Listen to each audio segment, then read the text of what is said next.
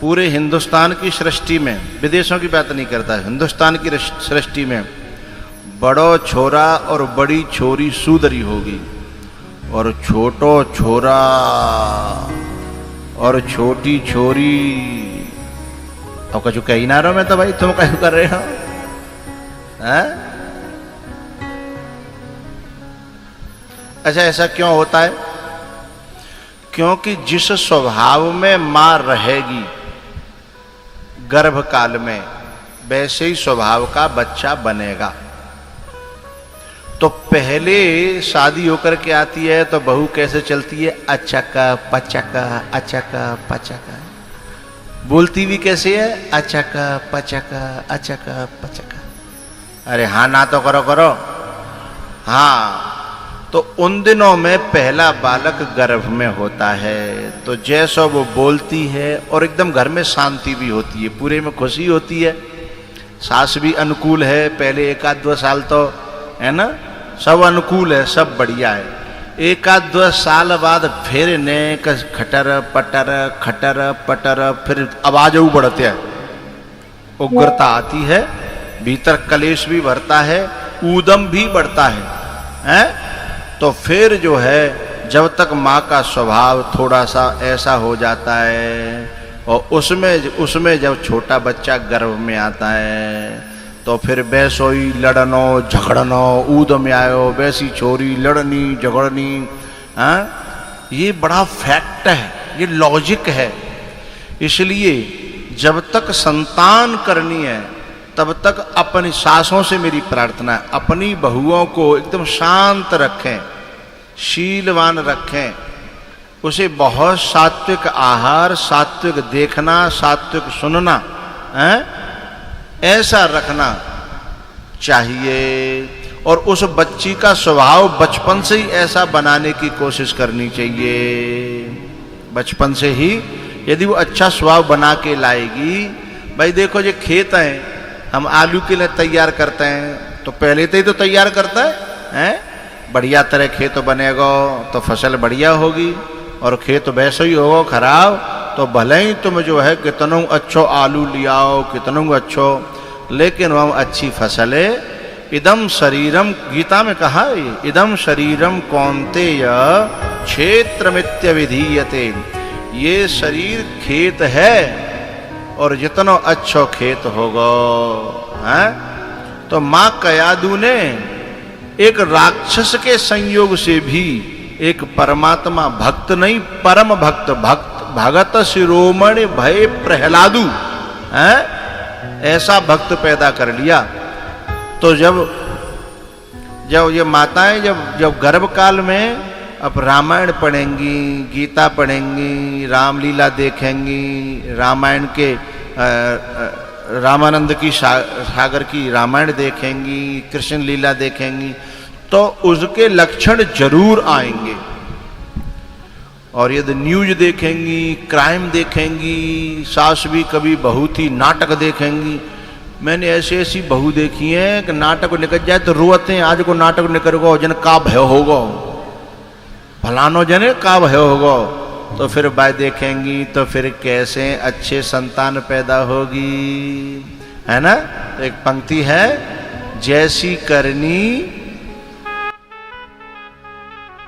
जो बोएगा वही पाएगा, जो बोएगा वही पाएगा, तेरा किया आगे आएगा, सुख दुख है क्या फल कर्मों का, जैसी करनी वैसी भरनी, जैसी करनी वैसी भरनी, जैसी करनी वैसी भरनी, जैसी करनी वैसी भरनी।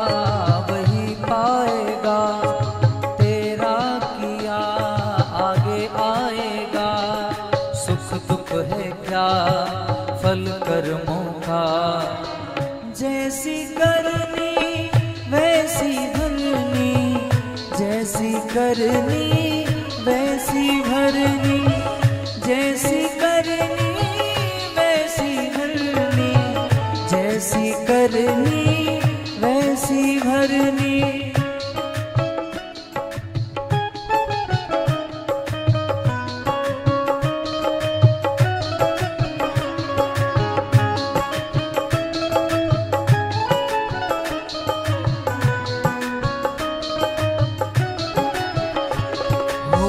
सबसे बड़ी पूजा है माता पिता की सेवा,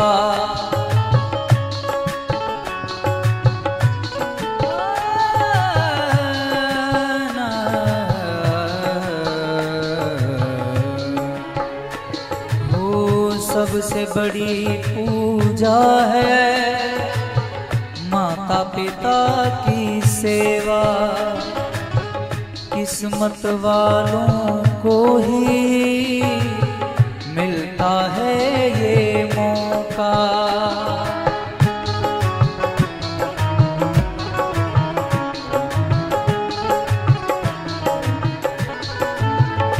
वो जन्नत का दर खुल जाएगा, जन्नत का दर खुल जाएगा।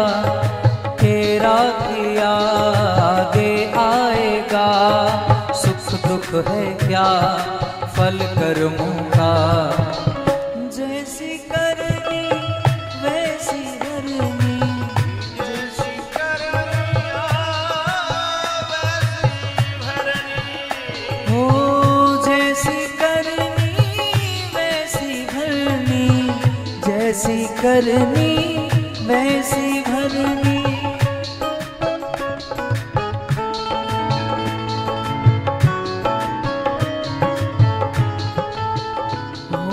जो बोएगा वही पाएगा, तेरा किया आगे आएगा। सुख दुख है क्या फल कर्मों का। जैसी करनी वैसी भरनी, जैसी करनी वैसी भरनी, जैसी करनी वैसी भरनी, जैसी करनी वैसी भरनी। जैसी करनी वैसी भरनी, जैसी करनी वैसी भरनी। हो जो बोएगा वही पाएगा, तेरा किया आगे आएगा। सुख दुख है क्या फल कर्मों का।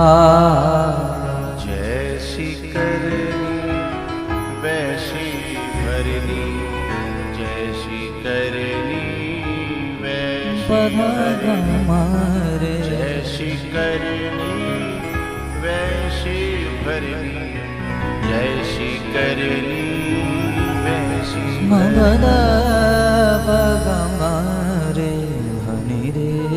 एक बात बताऊं भैया, आपने कलमी आम देखा है और पैमदी बेर? तो ये कलमी आम क्या है?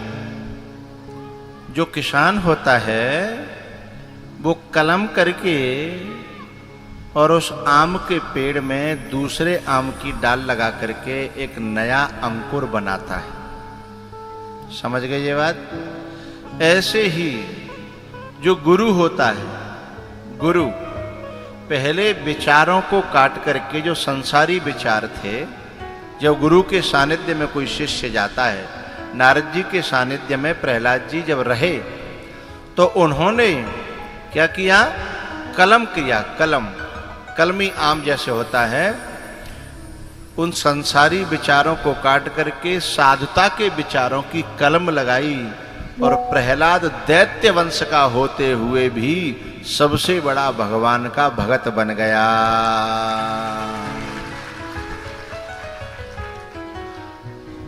दुर्लभो विषयत्यागो दुर्लभम तत्वदर्शनम, दुर्लभा सहजावस्था सद्गुरोः करुणाम विना दुर्लभा सहजावस्था।